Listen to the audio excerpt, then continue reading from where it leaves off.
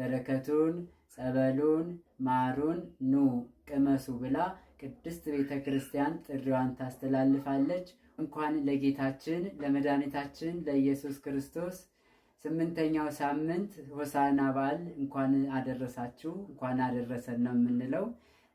ዛሬ በተለያየ ቦታ ሆሳዕና ይከበራል። እኛም ደግሞ በገዳማችን በመጥምቀ መለኮት በግራራኖሳ መጥምቀ መለኮት ቅዱስ ዮሐንስ ገዳም በድምቀት አክብረናል፣ ደስ በሚል። እናንተስ እንዴት አከበራችሁ? እግዚአብሔር የተመሰገነ ይሁን። እኛ በተለይ በጣም ድምቀት አክብረናልና አሁንም ደግሞ ሆሳዕና ይሄንን ቆይታ ያደረሰን ለዚች ቀን ያደረሰን አምላካችን በድጋሜ ደግሞ ለብርሃነ ትንሣኤው እንዲያደርሰን መልካም ፈቃዱ ይሁንልን። እንግዲህ ሰሞነ ሕማማትን እንግዲህ ያው ዋዜማውን ጀምረናል።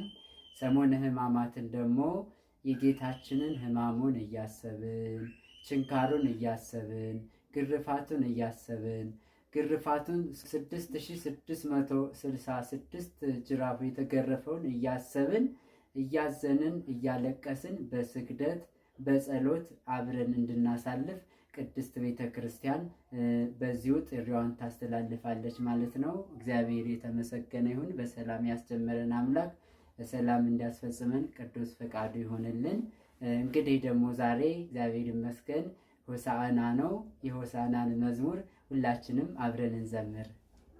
እና ምርት እንተ አቡነ ዳዊት ሆሳዕና ምርት እንተ አቡነ ዳዊት ቡርክት እንተ ትመጽእ መንግሥት ቡርክት እንተ ትመጽእ መንግሥት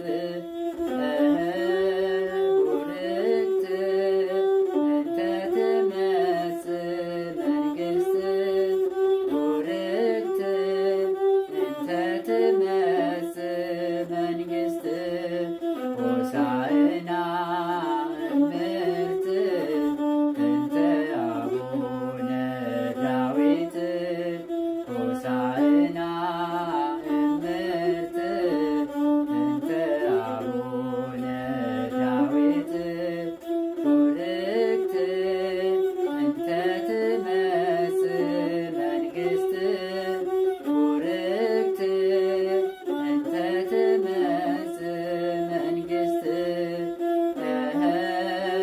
ቡርክት እንተ ትመጽእ መንግሥት ቡርክት እንተ ትመጽእ መንግሥት ሆሳዕና ምርት እንተ አቡነ ዳዊት ሆሳዕና ምርት እንተ አቡነ ዳዊት ቡርክት እንተ ትመጽእ መንግሥት ቡርክት እንተ ትመጽእ መንግሥት።